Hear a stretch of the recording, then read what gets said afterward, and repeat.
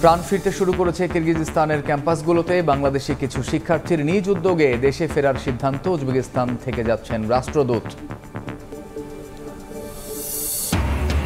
ক্ষমতার লোভে দেশের সম্পদ অন্যের কাছে তুলে দেয়নি বললেন প্রধানমন্ত্রী। বিশ্বে অস্থিরতার প্রভাব বাংলাদেশে, মূল্যস্ফীতি নিয়ন্ত্রণে কাজ করছে সরকার। ভারতে চিকিৎসা করতে গিয়ে নিখোঁজ ঝিনাইদহ ৪ আসনের সংসদ সদস্য আনোয়ারুল আজিম আনার। ৩ দিন ধরে যোগাযোগ বিচ্ছিন্ন, উদ্বিগ্ন পরিবার।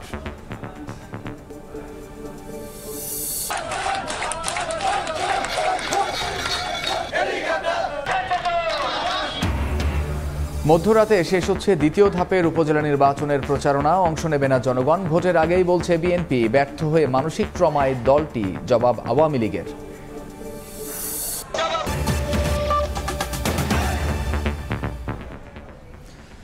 সময় সংবাদের সঙ্গে আছি আমি কামরুজ্জামান মামুন।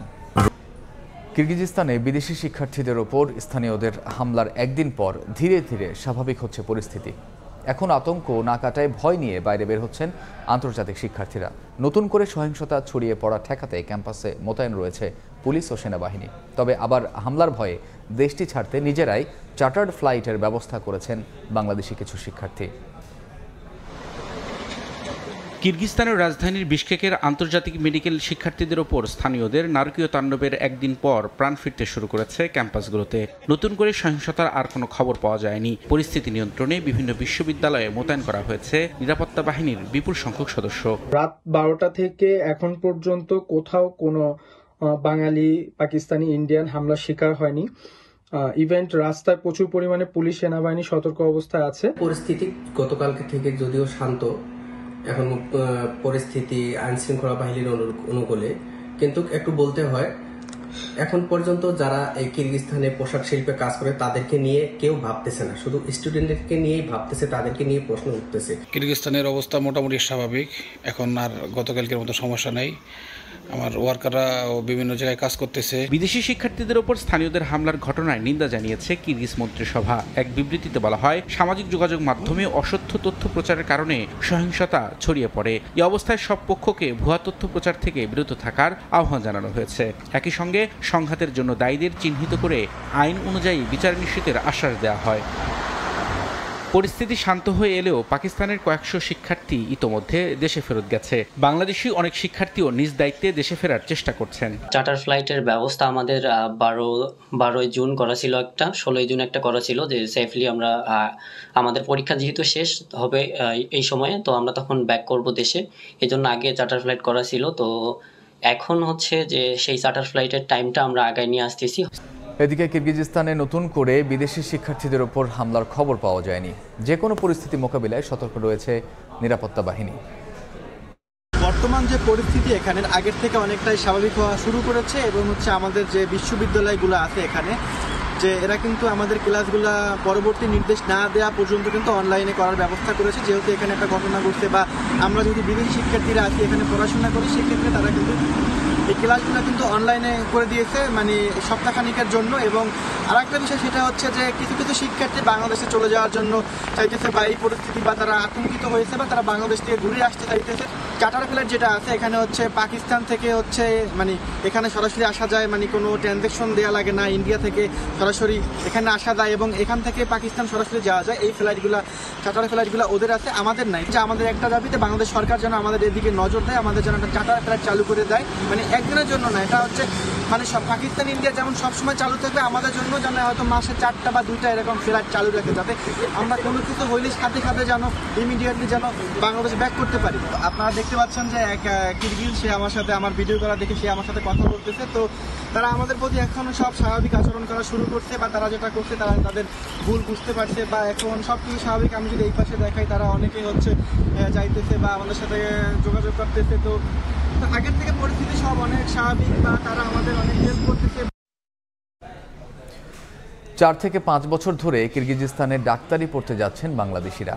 চীন কিংবা অন্যান্য দেশের থেকে প্রক্রিয়া সহজ হওয়ায় দেশটিকে বেছে নিয়েছেন তারা। যদিও খরচের দিক থেকে বাংলাদেশের প্রাইভেট বিশ্ববিদ্যালয়ের সমানই লেগে যায় বলে জানাচ্ছে বিএমডিসি। এদিকে পররাষ্ট্রমন্ত্রী জানান, শিক্ষার্থীদের সুরক্ষা নিশ্চিতে রাষ্ট্রদূতকে উজবেকিস্তান থেকে যেতে বলা হয়েছে। কিছু কিছু জায়গার থেকে ওইখানকার শিক্ষার মান সাম বেটার। প্রাইভেটে যে একাডেমিক ফিটা না হয় সেটা ধরেন সে ফর এক্সাম্পল যে 18 লাখ, বাইরে একটা স্টুডেন্ট যখন যায় তখন তার এয়ার ফেয়ার থেকে শুরু করে লিভিং কস্ট যতটুকু টিউশন ফি যে তার সমপরিমাণ টাকা তাদের ব্যয় হয়, অতএব কারণে এখানে কস্ট অনেক বেশিই পড়বে। এদিকে পররাষ্ট্রমন্ত্রী জানান, উজবেকিস্তান থেকে রাষ্ট্রদূতকে বিশকেক যেতে নির্দেশনা দেওয়া হয়েছে। বাংলাদেশি ছাত্রদের উপর হামলা হয়েছে, তবে গুরুতর আহত হননি কেউ। রাষ্ট্রদূত আমাদের কিরগিজস্তানে নাই, উজবেকিস্তানে আমাদের রাষ্ট্রদূত আছে। রাষ্ট্রদূতকে সেখানে আমরা যেতে বলেছি এবং এখন পরিস্থিতি শান্ত আছে এবং কোনো বাংলাদেশি ছাত্র সিভিয়ারলি উন্ডেড হয়েছে বলে আমাদের কাছে সংবাদ আসেনি। বর্তমান পরিস্থিতি কিছুটা শান্ত বলে বাংলাদেশকে জানিয়েছে কিরগিজ সরকার, তবে এই বিষয়ে গভীর উদ্বেগ জানিয়েছে বাংলাদেশ। তাজওয়ার মাহমিদ, সময় সংবাদ, ঢাকা। অন্য প্রসঙ্গ, ভারতে চিকিৎসা করতে গিয়ে খোঁজ মিলছে না ঝিনাইদহ 4 আসনের সংসদ সদস্য আনোয়ারুল আজিম আনারের। বিষয়টি নিশ্চিত করেছেন সংসদ সদস্যের ব্যক্তিগত সহকারী আব্দুর রউফ। তিনি জানান, গত 11 মে চিকিৎসার জন্য চুয়াডাঙ্গার দর্শনা হয়ে ভারতে যান এমপি আনোয়ারুল আজিম আনার। সবশেষ গত 16 মে তার সঙ্গে কথা হয়েছে। এরপর থেকে সব ধরনের যোগাযোগ বন্ধ রয়েছে। এ নিয়ে উদ্বিগ্ন পরিবারের সদস্যরা। বিষয়টি প্রধানমন্ত্রীকে জানানো হয়েছে। সরকারের বিভিন্ন গোয়েন্দা বিভাগ বিষয়টি তদারকি করছে। পরিবারের সদস্যরা কলকাতার বাংলাদেশি দূতাবাসে যোগাযোগ করছেন।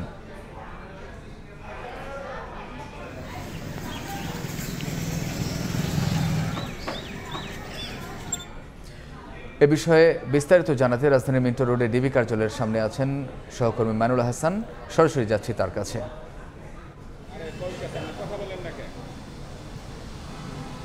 ঝিনাইদহ 4 আসনের আওয়ামী লীগের পরপর 3 বারের সংসদ সদস্য গত 11 মে ভারতের কলকাতায় যান নিয়মিত স্বাস্থ্য পরীক্ষার জন্য এবং কলকাতায় যাওয়ার পর আর 15 তারিখ পর্যন্ত তার সাথে তার পরিবার এবং রাজনৈতিক যে অন্যান্য যারা আছে তার সহকর্মীরা তাদের সাথে যোগাযোগ হয় এবং কিন্তু 16 তারিখ থেকে কিন্তু তার সাথে তার পরিবার কিন্তু কারোর সাথে কিন্তু কোনো যোগাযোগ হয়নি এবং এই কারণে কিন্তু আজ কিন্তু সেই ঝিনাইদহ সেই সংসদ সদস্যের মেয়ে কিন্তু আজ ডিবি কার্যালয়ে এসেছেন। আমরা যা জানতে পেরেছি তিনি এখনও ডিবি কার্যালয়ে এসেছেন এবং তিনি ডিবি কার্যালয়ে তার বাবার নিখোঁজের বিষয়ে অবগত করার জন্য এসেছেন এবং সেই অবগত জানানোর পর এখন কিন্তু সে ডিবি কার্যালয়ে আছেন এবং তিনি কিন্তু কী বিষয়ে আলোচনা হয়েছে ডিবির সাথে তা কিন্তু আমরা এখনও জানতে পারিনি। তবে আমরা এখন পর্যন্ত যা জানতে পেরেছি যে তিনি সর্বশেষ 16 তারিখ থেকেই কিন্তু তার পরিবারের সাথে যোগাযোগ করছেন এবং লাস্ট তিনি কলকাতার দিকেই ছিলেন এবং এটি বিষয়ে কিন্তু ভারতীয় হাইকমিশনকে নাকি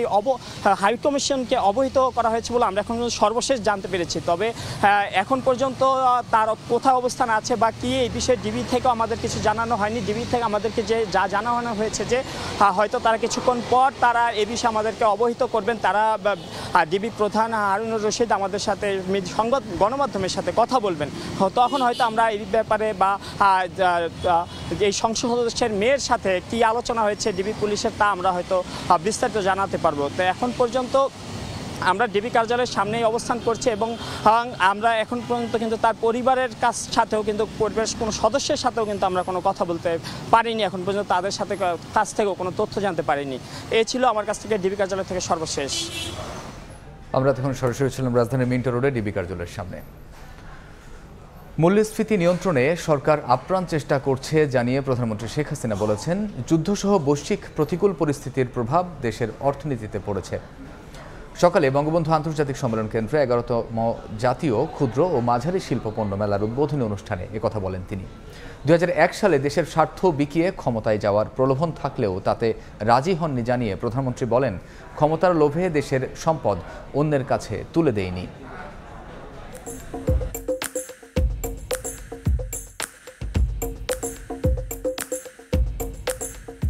ক্ষুদ্র ও মাঝারি শিল্প উদ্যোক্তাদের উৎপাদিত পণ্যের প্রসার, বাজার সম্প্রসারণ আর ভোক্তার সঙ্গে সংযোগ বাড়াতে আয়োজন হয়ে আসছে ক্ষুদ্র ও মাঝারি শিল্প পণ্য মেলা।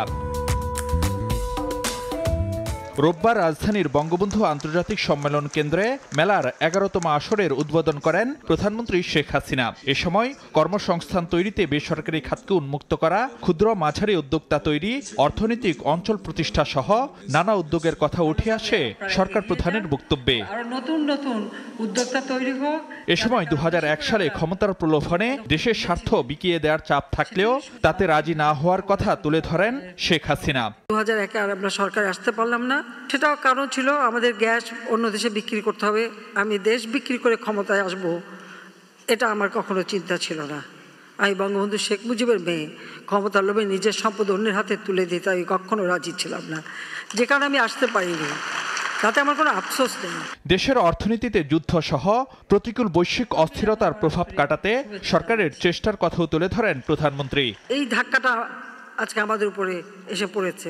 বিদেশের প্রত্যেকটা জিনিসের দাম, যেগুলো আমাদের আমদানি করতে হয়, সবকিছুর দাম বেড়েছে, যার একটা প্রভাব আমাদের দেশে পড়ছে, যেটা মূল্যস্ফীতি বৃদ্ধি পেয়েছে। যদি এটাকে আমরা আরও নিয়ন্ত্রণ করবার আপ্রাণ চেষ্টা করছি, সেটা একমাত্র করতে পারবো যত আমরা নিজস্ব উৎপাদন বাড়াতে পারবো। শিল্প কারখানায় পরিবেশ বান্ধব বর্জ্য ব্যবস্থাপনা নিশ্চিতের নির্দেশনা দেন সরকার প্রধান। অবশ্যই লক্ষ্য রাখবেন যে আপনার এই শিল্পের বর্জ্য যেন নদীতে না পড়ে, পানিতে যেন কোনো রকম পলিউশন না হয়, মাটিতে পলিউশন না হয়। পরে শতভাগ দেশীয় পণ্যের সবচেয়ে বড় আয়োজন 7 দিনব্যাপী এসএমই মেলার বিভিন্ন স্টল ঘুরে দেখেন প্রধানমন্ত্রী। এ সময় কখনো ব্যাগ নিয়ে, কখনো ব্যাট হাতে খুনসুটি করতে দেখা যায় তাকে। ফারুক ভিয়া, রবিন, সময় সংবাদ, ঢাকা। মধ্যরাতে শেষ হচ্ছে উপজেলা পরিষদের দ্বিতীয় ধাপের নির্বাচনী প্রচারণা। শেষ মুহূর্তে দম ফেলার ফুরসত নেই প্রার্থীদের। বিস্তারিত জানাতে ব্রাহ্মণবাড়িয়ার আখাউড়া আছেন রিপোর্টার উজ্জ্বল চক্রবর্তী ও গাজীপুরের শ্রীপুরে আছেন রাজিবুল হাসান। শুরুতেই যাচ্ছি তাদের কাছে, প্রথমে যাচ্ছি উজ্জ্বল চক্রবর্তীর কাছে। দিনভর উত্তপ্ত রোদের পরে প্রকৃতিতে এখন কিন্তু অনেকটাই আর্দ্রতা ছড়িয়েছে এবং ভোটের মাঠ কিন্তু অনেকটাই সরগরম ছিল পুরো দিনব্যাপী, কিন্তু আজকে বৃষ্টি হওয়ার পরে কিছুটা এখন প্রচারণায় কিছুটা ভাটা পড়েছে। আপনাকে জানিয়ে রাখি, আজ মধ্যরাত 12টায় শেষ হচ্ছে আখাউড়া এবং কসবা উপজেলা দুটি উপজেলা পরিষদের নির্বাচনী প্রচারণা। আমরা কথা বলেছিলাম রিটার্নিং কর্মকর্তা এবং সহকারী রিটার্নিং কর্মকর্তাদের সাথে। তারা বলছেন যে আখাউড়া এবং কসবা দুটি উপজেলাতে ভোট হবে সুষ্ঠু এবং শান্তিপূর্ণভাবে। আপনাকে জানিয়ে রাখি, আখাউড়া উপজেলাতে মোট 46টি কেন্দ্রে 1,27,870 জন ভোটার কিন্তু ভোট প্রয়োগ করবেন এবং ভোটকে কেন্দ্র করে কিন্তু একদিন বাকি থাকতে কিন্তু ভোটের মাঠ অনেকটাই উত্তপ্ত হয়েছে। কেননা দুটি কেন্দ্রে আনারস প্রতীকে দুটি কেন্দ্রে কে বা কারা আগুন জ্বালিয়ে প্রতিপক্ষ প্রার্থী ঘোড়াপতিকে মনির হোসেনকে মামলা দিয়ে ঘায়েল করার অপচেষ্টা করেছে বলে মনির হোসেন আমাদের কাছে কিন্তু অভিযোগ করেছেন। তেমনিভাবে এই একই ঘটনায় কিন্তু বিভিন্ন জায়গাতে ঘটার অপচেষ্টা করছেন বলে তিনি আমাদেরকে অভিযোগ করেছেন, যার কারণে কিন্তু আখাউড়া নির্বাচনী মাঠ অনেকটাই উত্তপ্ত হয়ে উঠেছে। আপনাকে জানিয়ে রাখি, আমরা যে আনারস প্রতীকের যে প্রার্থী মুরাদ হোসেন তার সাথে আমরা কথা বলে তিনি বলছেন এই ঘটনাটি সুষ্ঠু তদন্ত করে দোষীদের বিরুদ্ধে ব্যবস্থা গ্রহণ করার জন্য। সব মিলিয়ে কিন্তু আমরা লক্ষ্য করেছি অনেকটাই উত্তপ্ত আখাউড়া যে নির্বাচনী মাঠ। আপনাকে জানিয়ে রাখি, এই উপজেলায় রিটার্নিং কর্মকর্তার সাথে আমরা কথা বলেছিলাম, তিনি বলছেন প্রত্যেকটি ইউনিয়নে, অর্থাৎ আখাউড়া উপজেলার মোট 5টি ইউনিয়ন আছে, 5টি ইউনিয়নে 5 জন নির্বাহী ম্যাজিস্ট্রেট, এছাড়া 3 জন অতিরিক্ত নির্বাহী ম্যাজিস্ট্রেট দায়িত্ব পালন করবেন। তেমনিভাবে প্রত্যেকটি ভোট কেন্দ্রে কিন্তু আনসার বিজিবির পাশাপাশি 13 থেকে 14 জন সদস্য তারা দায়িত্ব পালন করবেন। তেমনিভাবে কিন্তু ভোটের যে কেন্দ্রগুলো, প্রত্যেকটি কেন্দ্র, অর্থাৎ 46টি যে কেন্দ্র আছে, প্রত্যেকটি কেন্দ্রতে কিন্তু যে নিরাপত্তা জোরদার করা হবে বলে আমাদেরকে জানানো হয়েছে। তেমনিভাবে আখাউড়া এবং কসবার যে নির্বাচনী যে মোট 17টি ইউনিয়ন আছে, অর্থাৎ আখাউড়ায় 5টি এবং কসবাতে 10টি সহ 2টি পৌরসভা, 17টি যে ইউনিয়নের প্রত্যেকটি কিন্তু ভোট কেন্দ্রে কিন্তু পর্যাপ্ত নিরাপত্তা জোরদার করা হয়েছে বলে এখানকার যে ভোট গ্রহণের কর্মকর্তারা আমাদেরকে নিশ্চিত করেছেন। তো এই ছিল আমার কাছে আখাউড়া নির্বাচনী এলাকার সর্বশেষ খবর। আমরা চলে যাচ্ছি গাজীপুরে আছেন আমাদের সহকর্মী রাজিবুল হাসান, তিনি জানাবেন সেখানকার নির্বাচনের সর্বশেষ। আইনি প্রক্রিয়া শেষে প্রার্থিতা ফিরে পেয়েছে গাজীপুরের শ্রীপুর উপজেলা পরিষদের যে চেয়ারম্যান প্রার্থী এবং গাজীপুর জেলা আওয়ামী লীগের যুগ্ম সাধারণ সম্পাদক জামিল হাসান দুর্জয়। তিনি প্রার্থিতা ফিরে পাওয়ার পরপর তার যে নির্বাচনী এলাকা শ্রীপুর উপজেলা, সেখানে এসে কিছুক্ষণ আগেও গণসংযোগ করেছে এবং খুবই আসলে নির্বাচনী আচরণ বিধি অনেকটা মেনেই আমি যখন এসেছি দেখেছি এককভাবে একটি গাড়ি দিয়ে এখানে এসে তিনি আসলে নির্বাচনী প্রচারণায় নেমেছে। এটি গাজীপুর ইউনিয়নের একটি এলাকা হাজি মার্কেট। এখানে আমরা দেখছি যে তার নেতা নেতাকর্মীদের নিয়ে সাধারণত ভোটারদের কাছে যাচ্ছে, যেটি হয়ে থাকে এখন কিন্তু শেষ সময় আপনারা জানেন, এবং এই শেষ সময়ের মধ্যে প্রার্থীদের যে চূড়ান্ত প্রতিদ্বন্দ্বিতা সেটিই হচ্ছে বলা চলে ঘরে ঘরে এবং মাঠে মাঠে কিন্তু এখন প্রতিদ্বন্দ্বিতা চলছে। আপনারা জানেন যে অনেকটা আলোচিত গাজীপুরের শ্রীপুর উপজেলা নির্বাচন, এবং সেই নির্বাচনের শেষ সময়ের প্রচারণা চলছে, এবং এই প্রচারণায় মূলত হচ্ছে যারা প্রার্থী হয়েছেন তারা নানা ধরনের উন্নয়ন প্রতিশ্রুতি দিচ্ছেন, এবং কারা আসলে এই বিজয়ী হবেন সেটি অনেকটা নির্ধারণ করছে আজকে। এবং যেহেতু শেষ সময়ে প্রচারণা, এবং এই শেষ সময়ে প্রচারণা থাকার কারণেই কিন্তু কেউ আর এখন বসে নেই, যে যার মতো করে নিজেদের মতো করে আসলে কিন্তু এই যে প্রার্থী এবং প্রার্থী সমর্থক ভোটারদের মন জয়ের চেষ্টা করছে। এখন ছোট্ট করে জানতে চাইবো যে ভোটারদের উদ্দেশ্যে কিছু বলতে চান কিনা, কিংবা একটু যদি বলতেন যে প্রচারণার কি আছে শেষ পর্যন্ত।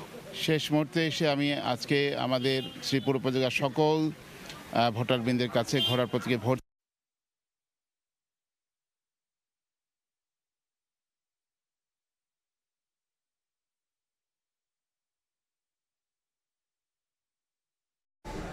দ্বিতীয় দফার উপজেলা নির্বাচনের খবর জানতে আমরা এতক্ষণ সরাসরি ছিলাম গাজীপুরে, তার আগে ছিলাম ব্রাহ্মণবাড়িয়ায়।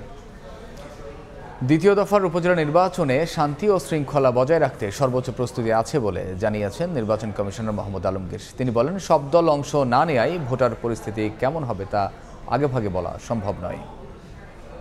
জাতীয় নির্বাচন এবং প্রথম উপজেলা নির্বাচন করলাম তার যে অভিজ্ঞতার আলোকে এই দুটো নির্বাচন যেহেতু শান্তিপূর্ণভাবে হয়েছে এবং সুষ্ঠুভাবে হয়েছে, আমরা আশা করি যে দ্বিতীয় ধাপের এই নির্বাচনটাও সুষ্ঠু এবং শান্তিপূর্ণভাবে হবে। আমাদের ওখানে যে সমস্ত ছোটোখাটো সমস্যাগুলো হয়েছিল আইন শৃঙ্খলা রক্ষার ক্ষেত্রে, সেগুলো আমরা যাতে না হয় সে ব্যাপারে প্রশাসন, বিশেষ করে পুলিশ প্রশাসন এবং জেলা প্রশাসন যারা আছেন তারা অত্যন্ত সতর্ক রয়েছেন, এবং আমরা আশা করছি যে দ্বিতীয় ধাপের নির্বাচন প্রথম ধাপের নির্বাচনের চেয়েও আরও সুষ্ঠু এবং সুন্দর হবে। এদিকে প্রথম ধাপের মতো দ্বিতীয় ধাপের উপজেলা নির্বাচনও জনগণ বর্জন করবে বলে দাবি বিএনপির সিনিয়র যুগ্ম মহাসচিব রুহুল কবির রিজভীর। এদিকে আওয়ামী লীগের সাধারণ সম্পাদক ওবায়দুল কাদের বলেছেন, নির্বাচনে ব্যর্থ হয়ে মানসিক ট্রমায় ভুগছে দলটি। জাতীয় নির্বাচন শেষ হওয়ার কয়েক মাসের মাথায় শুরু হয়েছে 4 দফার উপজেলা নির্বাচন। একদিন পরেই অনুষ্ঠিত হবে দ্বিতীয় ধাপের এই নির্বাচন। তবে রাজনৈতিক দলগুলোর মধ্যে নির্বাচনে ভোটার উপস্থিতি নিয়ে পাল্টাপাল্টি বক্তব্য ছড়াচ্ছে উত্তাপ। রোববার নয়াপল্টনে দলের কেন্দ্রীয় কার্যালয়ে গত 18 এপ্রিল ফরিদপুরের মধুখালীর পঞ্চপল্লীতে নিহত 2 শ্রমিক সহোদরের পরিবারের মাঝে আর্থিক সহায়তা তুলে দেন বিএনপির সিনিয়র যুগ্ম মহাসচিব রুহুল কবির রিজভী। এ সময় নির্বাচন প্রসঙ্গে তিনি দাবি করেন, জাতীয় নির্বাচনের মতো উপজেলা নির্বাচনও জনগণ বর্জন করবে। প্রথম ফেজের যে নির্বাচন, সেই নির্বাচন আমাদের আহ্বান যেমন জনগণ সাড়া দিয়েছে এবং ভোট বর্জন যেমন সফল হয়েছে, দ্বিতীয় ধাপেরটাও তাই হবে। এই দুর্বিনীত পীড়িত আওয়ামী লীগ সরকারকে মানুষ ঘৃণা ভরে প্রত্যাখ্যান করছে, তার রিফ্লেকশন আবারও হবে দ্বিতীয় ফেজের উপজেলা নির্বাচন। শূন্য ভোট কেন্দ্রে লোক দেখানো যে নির্বাচনের যে একটা আনুষ্ঠানিকতা সরকার করে, সেটাই তারা করবে, ভোটার শূন্য নির্বাচন। এদিকে এ ধরনের বক্তব্যকে বিএনপির মানসিক সমস্যা বলে মন্তব্য করেছেন আওয়ামী লীগের সাধারণ সম্পাদক ওবায়দুল কাদের। তার দাবি, নির্বাচনে ব্যর্থ হয়ে ভোট নিয়ে অসংলগ্ন বক্তব্য দিচ্ছেন বিএনপি নেতারা। রাজধানীর ইন্টারকন্টিনেন্টাল হোটেলে এক অনুষ্ঠান শেষে সাংবাদিকদের এ কথা বলেন ওবায়দুল কাদের। আসলে বিএনপি এর নেতারা মানসিক ট্রমায় ভুগছে, যা খুশি তাই বলেন, ফিয়েস্টা, এসবের বাস্তবতা নেই। তারা বাস্তবতা থেকে অনেক দূরে অবস্থান করছে। আন্দোলনে ব্যর্থতা, নির্বাচনে বয়কট করা এবং নির্বাচন ঠেকাতে ব্যর্থ হয়ে তারা এখন প্রলাপ ভুগছে। বিরোধী দলের আন্দোলনের অধিকার আছে, তবে সহিংসতা কিংবা অগ্নিসন্ত্রাস হলে ক্ষমতাসীনরা তা মোকাবেলা করবে বলেও হুঁশিয়ারি করেন আওয়ামী লীগের সাধারণ সম্পাদক। 30 থেকে 40%। আহমেদ সালেহীন, সময় সংবাদ, ঢাকা। বিক্ষোভে উত্তাল মিরপুর।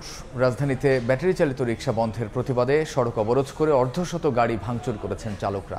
এক পর্যায়ে কালশী পুলিশ বক্সে আগুন ধরিয়ে দেয় বিক্ষোভকারীরা। যানজট তৈরি হওয়ায় ভোগান্তিতে পড়েন সাধারণ মানুষ। জোরদার করা হয়েছে নিরাপত্তা।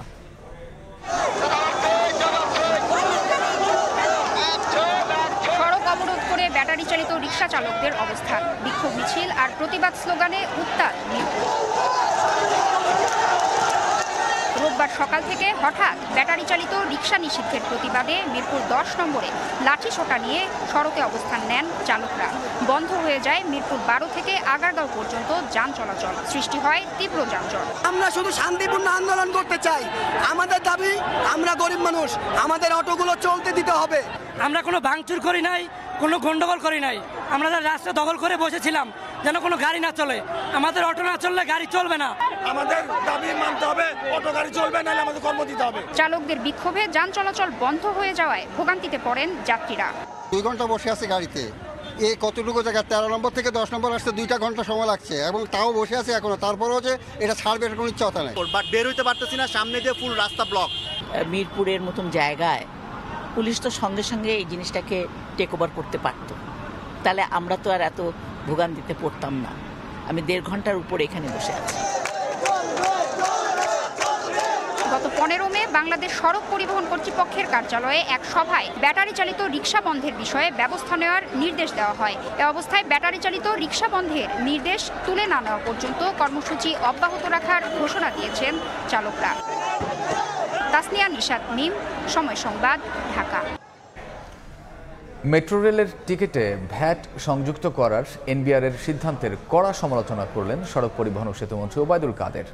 সকালে রাজধানীর একটি হোটেলে মেট্রো রেলের ব্যান্টিং সংক্রান্ত একটি সেমিনারে মন্ত্রী বলেন, ভ্যাট বসিয়ে ভাড়া বৃদ্ধির এমন সিদ্ধান্ত যাতে বাস্তবায়িত না হয় সেজন্য প্রধানমন্ত্রীকে অবহিত করা হয়েছে।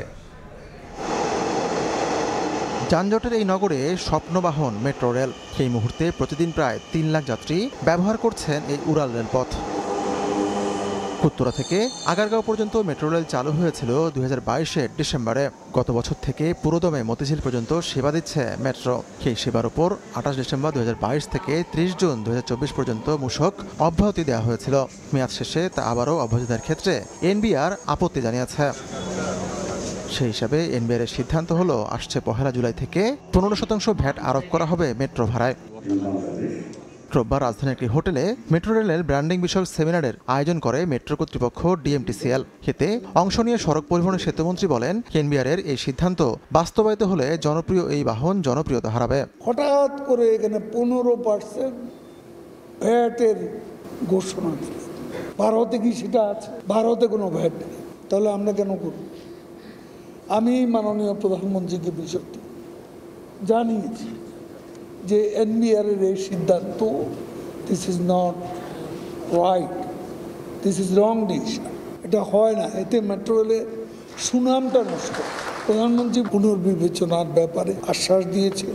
তার মতে মেট্রো যাত্রীরা যত্নবান নন, শৃঙ্খলা মেনে এই সেবা নিতে নগরবাসীর প্রতি আহ্বান জানান মন্ত্রী। সকলকে বলবো, যারা ইউজার তারা যেন আমাদের এই মূল্যবান সম্পদ এটাকে যেন ভালোভাবে ব্যবহার করতে শেখেন। প্রকল্প 2041 অনুযায়ী উন্নত বিশ্বের কাতারে সামিল হতে IMF এর শর্ত মেনে মেট্রোতে ভ্যাট সংযুক্তির যুক্তি দেখিয়েছে এনবিআর। এখানে আমি দেখছি। হাতিকুর রহমান তামাল, সময় সংবাদ, ঢাকা। জন্মের প্রায় 1 মাস পর নবজাতকের শরীর থেকে বেরিয়ে এলো 1.5 ইঞ্চি আস্ত এক সুই। সন্তান জন্মের সময় চিকিৎসক অথবা নার্সের অবহেলাই এমন দুর্ঘটনার জন্য দায়ী বলে অভিযোগ ভুক্তভোগী পরিবারটির। গত 20 এপ্রিল সাভারের আশুলিয়ার জামগড়ায় নারী ও শিশু হাসপাতালে জন্ম নেয় শিশুটি। রাশেদ বাপ্পির রিপোর্ট। মায়ের পাশে গভীর ঘুমে আচ্ছন্ন 1 মাস বয়সী আব্দুল্লাহ সাফওয়ান। অথচ কদিন আগেও এমন স্বাভাবিক জীবন ছিল না শিশুটির। প্রচণ্ড জ্বর আর চিৎকার কান্নাকাটি করেই কেটেছে জন্মের পর প্রায় পুরোটা সময়। আশুলিয়া নারী ও শিশু হাসপাতালে স্বাভাবিক প্রক্রিয়ায় সন্তান জন্মের পর গত 21 এপ্রিল বাড়িতে ফেরেন মা তুলিয়া আক্তার। 2 দিন পর প্রচণ্ড জ্বর ওঠে শিশুটির। এক পর্যায়ে নবজাতকের কোমরের বাঁ পাশে চামড়ার নিচে ফোলা নজরে আসে পরিবারের সদস্যদের, যা ধীরে ধীরে আরও বড় আকার ধারণ করে। অবস্থা খারাপ দেখে গত 2 মে একই হাসপাতালে শিশুকে নিয়ে গেলেও পাননি সুচিকিৎসা। এভাবেই কেটে যায় আরও অন্তত 2 সপ্তাহ। অবস্থার কোনো উন্নতি না হওয়ায় পরিবারের সদস্যরা বাড়িতেই ক্ষতস্থান দেখতে গেলে বের হয়ে আসে আস্ত এক সুই। সন্তানের প্রতি চিকিৎসক ও হাসপাতালটির এমন অবহেলায় ক্ষুব্ধ অভিভাবকরা। এটা হসপিটালেই হয়তো বা তাদের অযত্ন অবহেলার কারণে এরকমটা হয়েছে। এই সুইটা তাদের ওই জায়গায় ছিল, বাচ্চা ওই জায়গা থেকেই ঢুকছে, আর আমরা তো আর বাচ্চা না হয়তো আর কোনো এরকমই করিনি। অভিযোগের বিষয়ে জানতে গেলে হাসপাতালটির ঊর্ধ্বতন কোনো কর্মকর্তার সাক্ষাৎ মেলেনি, তবে তথ্য কর্মকর্তার আশ্বাস তদন্ত করে ব্যবস্থা নেয়ার। এটা আপনার কাছে কি সুই মনে হচ্ছে? না, এটা তো হসপিটাল সুই, আমি তো মানে অস্বীকার করি না যে এটা হসপিটালের সুই না।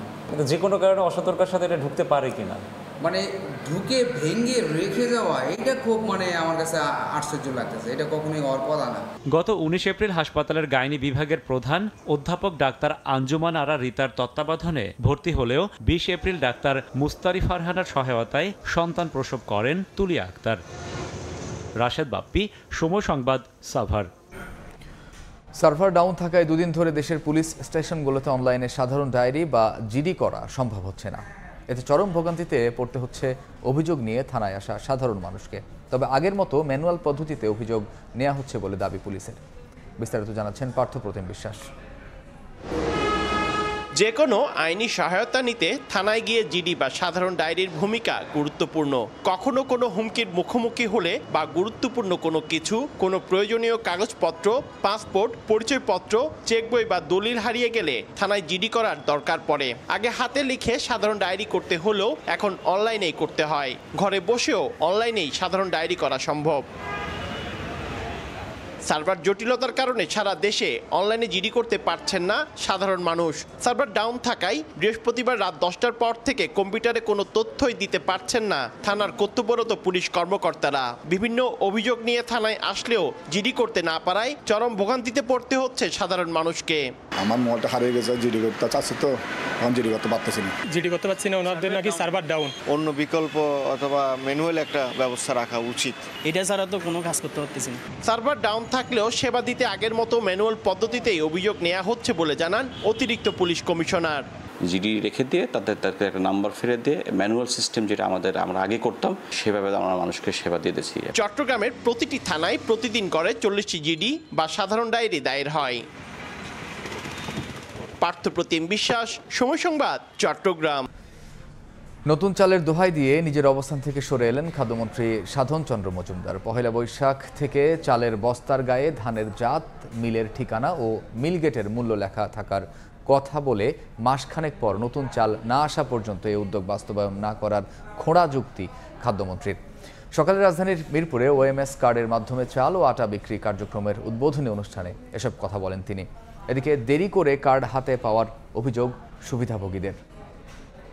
বস্তার গায়ে আপনার ধানের নাম জাত উল্লেখ করতে হবে, আপনার মিলগেটের রেট লিখতে হবে। পহেলা বৈশাখ থেকে চালের বস্তায় ধানের জাত, মিলের ঠিকানা ও মিলগেটের মূল্য লেখা থাকবে এমন সিদ্ধান্ত জারি করে তোড়জোড় দেখিয়েছিলেন খাদ্যমন্ত্রী সাধন চন্দ্র মজুমদার। মাসখানেক পর নিজের অবস্থান থেকে সরে আসলেন মন্ত্রী, দিলেন বাজারে নতুন চাল আসার খোঁড়া যুক্তি। বড় ধানটা কিন্তু জ্যৈষ্ঠ মাসে উঠছে, সেটা এখন ক্যাশিয়াম কিছু কেবল শুরু হয়েছে। পুরাতন চালগুলো কি ফেলে দেবে না সেগুলো খেতে হবে, সেগুলো বিক্রি করে একটু ধৈর্য ধরেন, এটাও শেষ হবে, নতুন আসবে। রোববার সকালে রাজধানীর মিরপুরে ওএমএস কার্ডের মাধ্যমে ন্যায্য মূল্যে সুবিধাভোগীর মাঝে চাল ও আটা বিক্রি কার্যক্রমের উদ্বোধন করেন মন্ত্রী। বলেন, সারা দেশে 14 লাখ পরিবারকে ওএমএস কার্ড দেওয়ার কাজ চলছে, যার পরিধি ভবিষ্যতে আরও বাড়ানো হবে। চিনি পাই কিনা, সে খাদ্য বান্ধব পাই কিনা, ডুপ্লিকেশন হচ্ছে কিনা, যদি না হয়ে থাকে তাহলে সে কার্ড পাবে। এদিকে ওএমএস কার্ডধারীরা বাজারের চেয়ে কেজিতে অন্তত 25 টাকা কমে 30 টাকা কেজিতে চাল কিনতে পেরে খুশি। এমনকি আটার কেজিও 24 টাকায় পাচ্ছেন কার্ডধারীরা। সব জিনিসের দাম বেশি, আমরা যদি এখান থেকে মাল নিতে পারি আমাদের জন্য একটু উপকার হয়, একটু পয়সা বাঁচে। এই 7-8 মাস হয়ে যা যদি আরো আগে হয় তাহলে আমাদের পক্ষে একটু ভালো হতো। কম দামে চাল ও আটা পেয়ে স্বস্তির নিঃশ্বাস ছাড়লেও দেরিতে কার্ড হাতে পাওয়ার অভিযোগ সুবিধাভোগীদের। জিনাতারা যশোয়া, সময় সংবাদ, ঢাকা। হঠাৎ করেই পাইকারি পর্যায়ে প্রায় সব ধরনের দেশি মাছের দাম কেজিতে কমেছে অন্তত 100 টাকা, আর খুচরায় কমেছে 50 টাকা করে। ব্যবসায়ীরা বলছেন, বাজারে মাছের সরবরাহ বাড়ার পাশাপাশি ক্রেতা সংকটের কারণেই কমতির দিকে দাম। মাছ ব্যবসায়ীদের হাটডাকে ব্যস্ত রাজধানীর কারণ বাজারের পাইকারি আড়ত। হঠাৎ করে বাজারে বেড়েছে দেশি মাছের সরবরাহ, এতেই কমেছে দাম। কুলশা কালকে বিক্রি করছি 500 550, আজকে 450 খাওয়াইতে পারতেছি না। পাইকারিতে 2 কেজি ওজনের রুই মাছের কেজি 220 টাকা, যা দুদিন আগেও ছিল 260 থেকে 270 টাকা কেজি। আর পাঙ্গাসের কেজি ঠেকেছে 130 টাকায়। 600 থেকে 700 গ্রামের ইলিশের কেজি ঠেকেছে 650-এর ঘরে, অথচ গত শুক্রবার কেজি ছিল 1000-এর ঘরে। 65 দিন বন্ধ হয়ে গেলে কেজির মাছ যেটা পদ্মার ওটা আবার 2200 2700 কেজি আসবে। 2 কেজি সাইজের গুলো ছিল 260 টাকা, আজকে সেই মাছগুলো 220-30 টাকা বিক্রি হচ্ছে। কেজি প্রতি 10 টাকা 20 টাকা লসে বিক্রি করতেছি। অথচ পাইকারি দামের তেমন কোনো প্রভাব পড়েনি খুচরাতে। 2 কেজি ওজনের রুই বিক্রি হচ্ছে 250 থেকে 260 টাকা, আর পাঙ্গাস 170 টাকা। পাবদার জন্য গুনতে হবে 400 টাকা। 600 থেকে 700 গ্রামের ইলিশের কেজি বিক্রি হচ্ছে 800 থেকে 900 টাকা। খুচরা বাজারেও মাছের দাম কমছে, আরও মাছের দাম কমছে। ক্রেতা বিক্রি একটু কম, তারপরে মালের বাড়ার কারণে দাম একটু কমে গেছে। এটাকে ক্রেতারা বলছেন দরকার কঠোর তদারকি, যাতে স্বস্তি ফিরে আসে বাজারে। আগে কিনছি দেখা যাচ্ছে 180 করে মাছগুলা, এখন সেখানে 230। এখনো মনে হয় যে একটু বাড়তে আছে। গত সপ্তাহে বাড়াইছে দেখা গেছে 100 টাকা, এই সপ্তাহে সেটা 50 টাকা কমাচ্ছে। সেক্ষেত্রে তো আমরা ওই সুফলটা পাচ্ছি না। কাল থেকে আবারও সাগরের মাছ ধরার নিষেধাজ্ঞা শুরু হতে যাচ্ছে 65 দিনের। এই অবস্থায় আবারও ঊর্ধ্বমুখী হতে পারে মাছের দাম। সাইফুল ইসলাম, সময় সংবাদ, ঢাকা। যানজট, জলাবদ্ধতা, মশার উৎপাত নিয়ে নানা আক্ষেপ আর সমালোচনা থাকলেও দায়িত্ব গ্রহণের 4 বছরে নিজের কোনো ব্যর্থতা নেই বলে দাবি ঢাকা দক্ষিণ সিটির মেয়র ব্যারিস্টার শেখ ফজলে নূর তাপসের। নির্বাচনী ইশতেহারের অনেক কিছু বাস্তবায়ন না হওয়াকে দুর্বলতা উল্লেখ করে মেয়রের দাবি, অগ্রাধিকার ভিত্তিতে এগিয়ে নেওয়া হচ্ছে নানা কাজ। রোববার সকালে নগর ভবনে দায়িত্ব গ্রহণের 4 বছর পূর্তি উপলক্ষে সংবাদ সম্মেলন করেন মেয়র। মেয়াদের বাকি 1 বছরে যানজট নিরসন করে সচল ঢাকা নিশ্চিত এবং খাল দখলমুক্ত করে সুন্দর ঢাকা উপহার দেওয়ার প্রতিশ্রুতি দেন তিনি। কথা ছিল ইতিহাস ঐতিহ্যে সমৃদ্ধ ঢাকা দক্ষিণ হবে সচল, সুন্দর, উন্নত ও সুশাসিত। আদতে বাস্তবতা কি? সংকীর্ণ সড়কে গণপরিবহনের বিশৃঙ্খলভাবে ছড়িয়ে ছিটিয়ে থাকা, বিক্ষিপ্তভাবে যাত্রী ওঠানামা, দখল করা ফুটপাতে নাগরিকের পায়ে হাঁটা দায় সহ বিভিন্ন অনিয়ম আর অব্যবস্থাপনার ফলে ঢাকা দক্ষিণ কি আদৌ সচল হয়েছে? সড়কে শৃঙ্খলা ফেরাতে কথা ছিল 6টি কোম্পানির আওতায় বাস্তবায়ন হবে বাস রুট রেশনালাইজেশন। ঢাকঢোল পিটিয়ে বেশ কয়েকবার কয়েকটি রুট চালু করলেও প্রকল্প দেখেনি সফলতার মুখ। এ তো গেল সচল ঢাকার স্বপ্নের কথা। এর বাইরেও নাগরিকদের আকাঙ্ক্ষা ছিল আবাসস্থল হোক জলাবদ্ধতা মুক্ত, মশা মুক্ত। তবে সামান্য বৃষ্টিতেই নগরী ডুবে যায় পানির নিচে। নাগরিকদের এমন তিক্ত বাস্তবতার মাঝে দায়িত্বভার গ্রহণের 4 বছরের ফিরিস্তি নিয়ে গণমাধ্যমের মুখোমুখি হন ঢাকা দক্ষিণের মেয়র ব্যারিস্টার শেখ ফজলে নূর তাপস। বর্জ্য ব্যবস্থাপনা, মশক নিধন, ঐতিহ্য সংরক্ষণের সফলতার ফিরিস্তি তুলে ধরে তার দাবি, গত 4 বছরে নিজের নেই কোনো ব্যর্থতা। পাশাপাশি জানান, গত 40 বছরে যা হয়নি গত 4 বছরে সেই কাজ করেছেন তিনি। সেটা আপনাদেরই দায়িত্ব, আপনারা বের করবেন।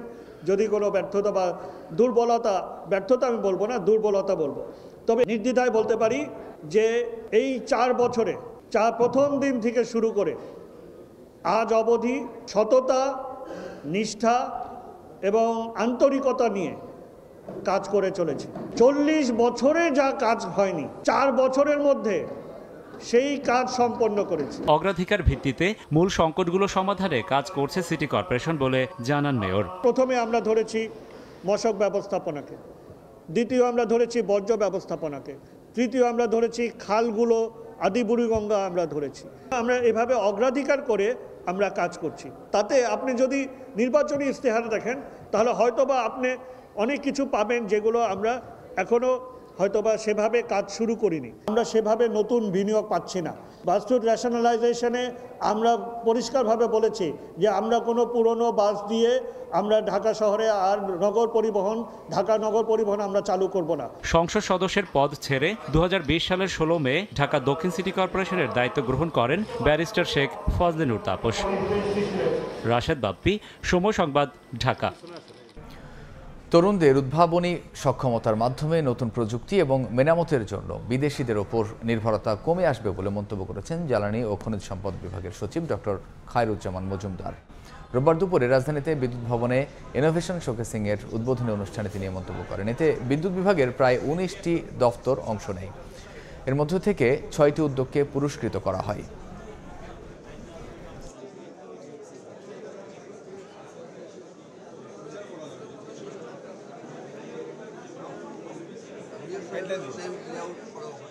আগামী দিনে এই ছোট ছোট ইনোভেশনগুলো একসময় আমাদেরকে এই নিজস্ব প্রযুক্তি উদ্ভাবনের ক্ষেত্রে আমাদের শক্তি, সাহস, আত্মবিশ্বাস যোগাবে।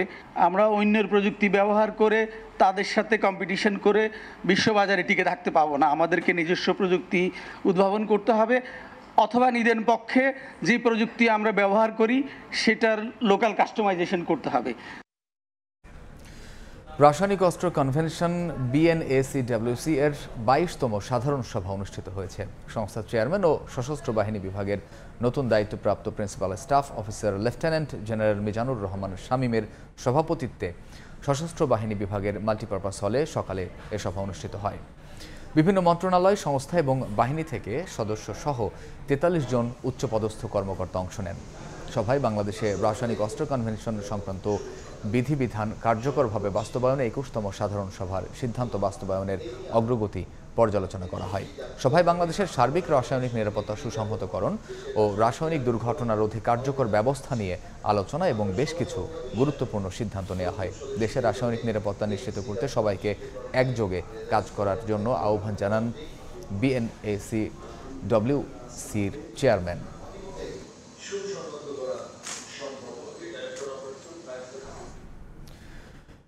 11 বছর পর আবারও মাউন্ট এভারেস্টের চূড়ায় লাল সবুজ পতাকা। পঞ্চম বাংলাদেশি হিসেবে বিশ্বের সর্বোচ্চ শৃঙ্গ মাউন্ট এভারেস্ট জয় করেছেন চট্টগ্রামের বাবর আলী। রোববার বাংলাদেশ সময় সকাল 8:45টায় এভারেস্টের চূড়ায় ওঠেন তিনি। রোববার সকাল 8:45 এভারেস্টের চূড়ায় লাল সবুজ পতাকা উড়িয়ে মাথা উঁচু করে দাঁড়ান চট্টগ্রামের বাবর আলী। 33 বছর বয়সী বাবর আলী চট্টগ্রাম মেডিকেল কলেজ থেকে MBBS পাশ করেন। চিকিৎসক হিসেবে ক্যারিয়ার শুরু করলেও তার স্বপ্ন ছিল আকাশচুম্বী। গত 1 এপ্রিল এভারেস্ট জয়ের লক্ষ্যে নেপালের উদ্দেশ্যে দেশ ছাড়েন বাবর। পর্বতারোহণের অনুমতি ও নানা সরঞ্জাম কেনা শেষে কাঠমান্ডু থেকে লুকলার উদ্দেশ্যে রওনা দেন তিনি। সপ্তাহখানেকের ট্রেকিং শেষে 10 এপ্রিল পৌঁছান এভারেস্টের বেস ক্যাম্পে। সেখান থেকেই শুরু হয় তার স্বপ্নযাত্রা। প্রথম দিনই 21,300 ফুট উঠে যান, পরে ওঠেন 24,500 ফুট উচ্চতার ক্যাম্প 3-এ। সেখান থেকে ডেথ জোন পেরিয়ে রোববার সকাল 8:45টায় এভারেস্টের চূড়ায় পৌঁছান তিনি। কিছুটা দুশ্চিন্তা থাকলেও ছেলের এভারেস্ট জয়ে গর্বিত তার বাবা মা। এখন এভারেস্টের চূড়া থেকে প্রিয় সন্তান যেন নিরাপদে নামতে পারে সেই প্রত্যাশা তাদের। খুবই খুশি লাগতেছে, ওর আশাটা পূরণ হয়েছে, ওর স্বপ্নটা পূরণ হয়েছে, আশাটা পূরণ হয়েছে। ও আমাকে ওইটাও কথা দিয়ে গেছে, এবার আসলে ও মানে ঠিক মতো ডাক্তারিটা করবে। আমরা আমাদের বুকে ফেরত না পাবো, আদরে চলে গেছে, ততক্ষণ পর্যন্ত আমরা এটা সংখ্যামুক্ত হব না। দীর্ঘ 11 বছর প্রতীক্ষার পর এভারেস্টে উড়ল লাল সবুজের পতাকা। তবে এখানেই থামবেন না বাবর। পৃথিবীর 4র্থ শীর্ষ পর্বত লোৎসেও জয়ের লক্ষ্য তার। ক্যাম্প 4-এ নেমে আবারও শুরু করবেন দ্বিতীয় লক্ষ্যের পথে যাত্রা। চন্দ্রা বিশ্বাস, ববি, সময় সংবাদ। পবিত্র হজ পালনে বিশ্বের বিভিন্ন দেশ থেকে সৌদি আরবে জড়ো হচ্ছেন মুসল্লিরা। বান্দার সঙ্গে রবের সেতু বন্ধনের মাধ্যম হজ, তাই মুসলমানদের জন্য এই ইবাদত পালনের প্রস্তুতি নেওয়া সবচেয়ে গুরুত্বপূর্ণ বলে মনে করেন ইসলামী চিন্তাবিদরা। আরবি শব্দ হজের অর্থ ইচ্ছা, সফর বা ভ্রমণ করা। ইসলামী পরিভাষায় হজ হলো নির্দিষ্ট বিষয়ে নির্ধারিত স্থানে বিশেষ কিছু কাজ সম্পাদন করা।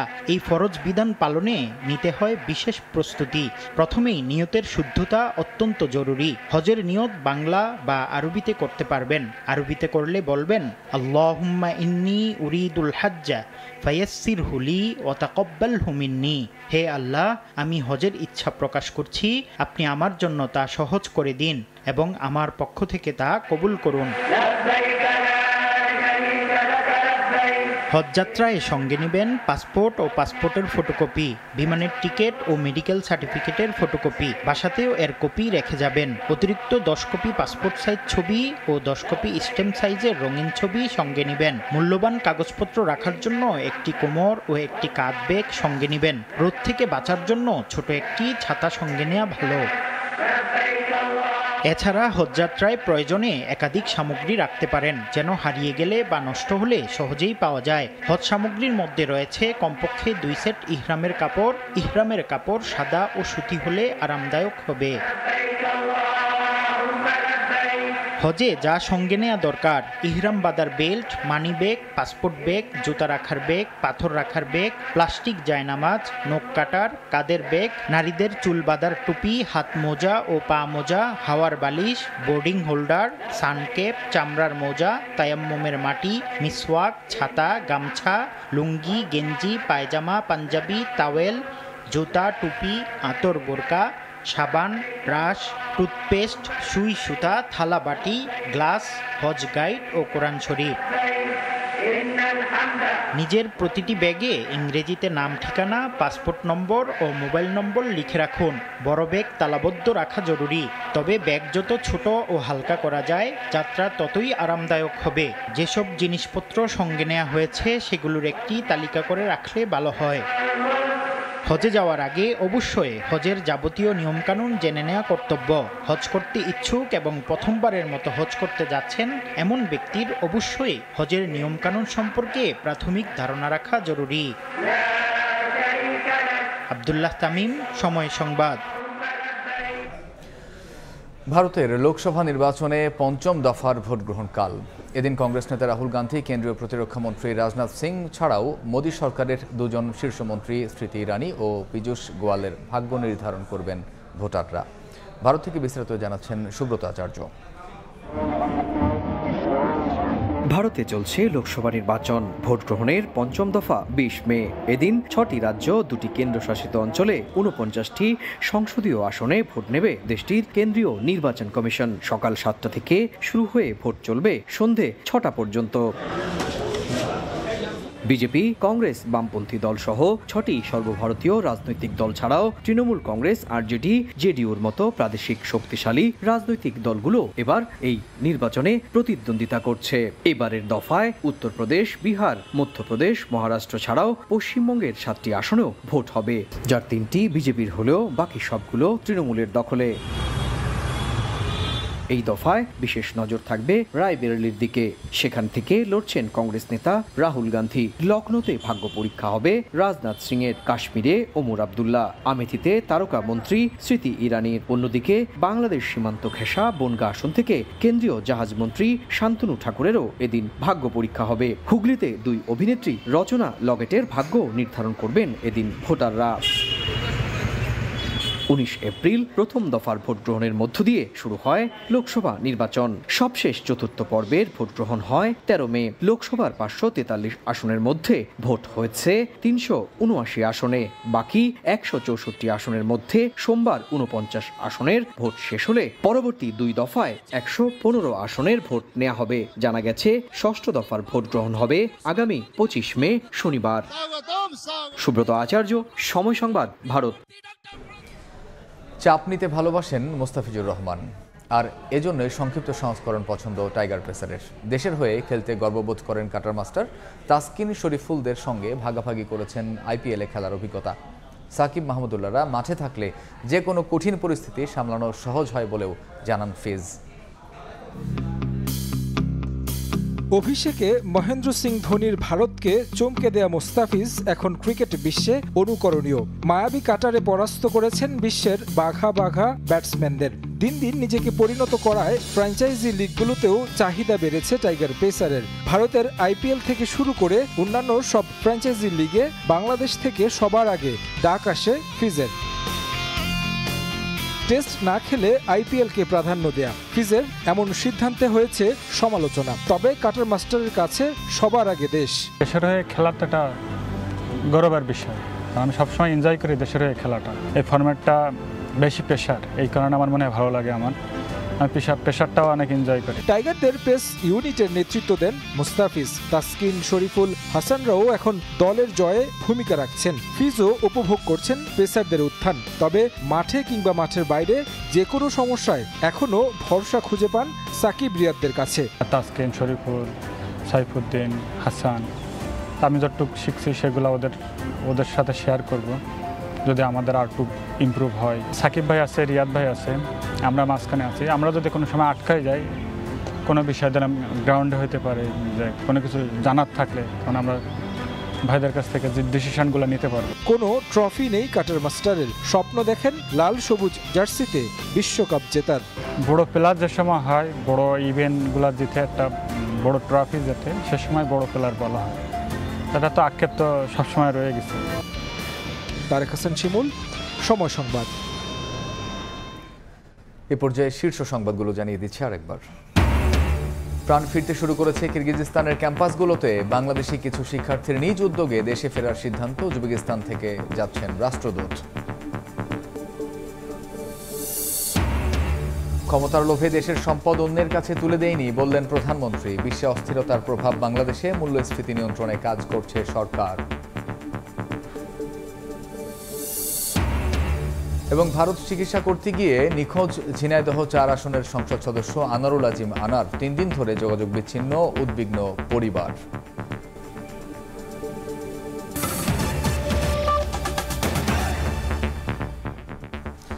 এই ছিল সময় সংবাদে। এরপর বাংলার সময় থাকবেন সহকর্মী ওমর ইনান। মামুন, আপনাকে ধন্যবাদ। বাংলার সময় নিয়ে ফিরছি কিছুক্ষণ পর, সঙ্গে থাকুন সময়ের।